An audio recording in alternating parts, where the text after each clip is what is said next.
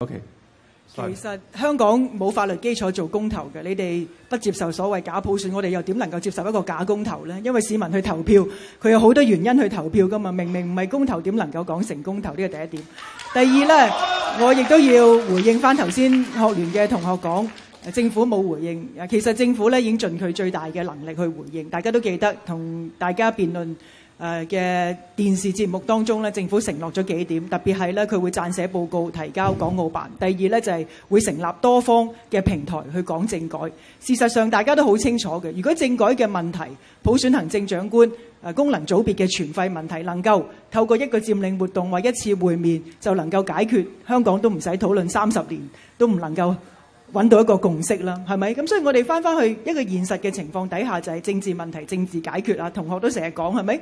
政治解決就係要透過會議一齊去揾共識，一齊去揾共贏嘅方案。共贏係市民要贏，特區政府、中央政府都要贏啊嘛。咁所以我希望同學咧都要明白，呢個政治問題咧唔係話搞一次所謂變相公投就能夠解決，亦都唔係話好簡單做一啲事能夠解決，一定咧係要一啲時間，要令各方咧都揾到一個可以接受嘅方案。正如我頭先都講，係三腳凳嚟噶嘛，你要揾到三方都接受嘅方案先至能夠向前行。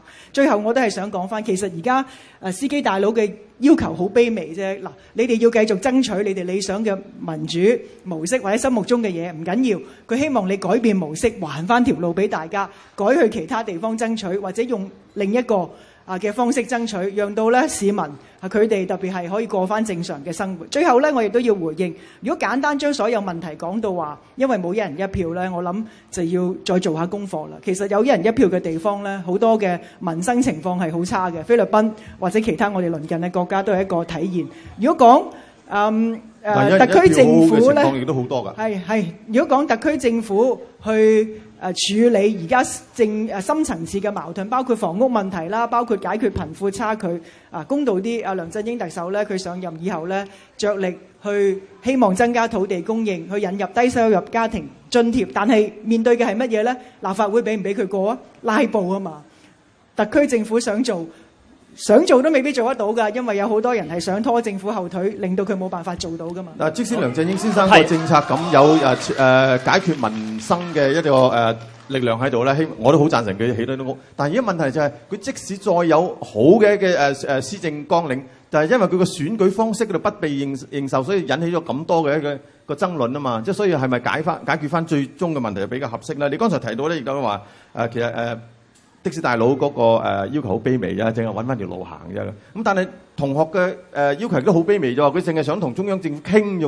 咁啊，亦都你其實剛才都講到話，一定要坐埋傾，然後先可以有得講噶嘛。咁其實你贊唔贊成佢哋想傾咧？如果正如我頭先講咧，其實喺而家呢個資訊咁發達嘅年代咧，冇所謂山高皇帝遠㗎啦。中央政府領導人咧係非常清楚香港社會對普選問題嘅各種訴求，包括同學嘅訴求。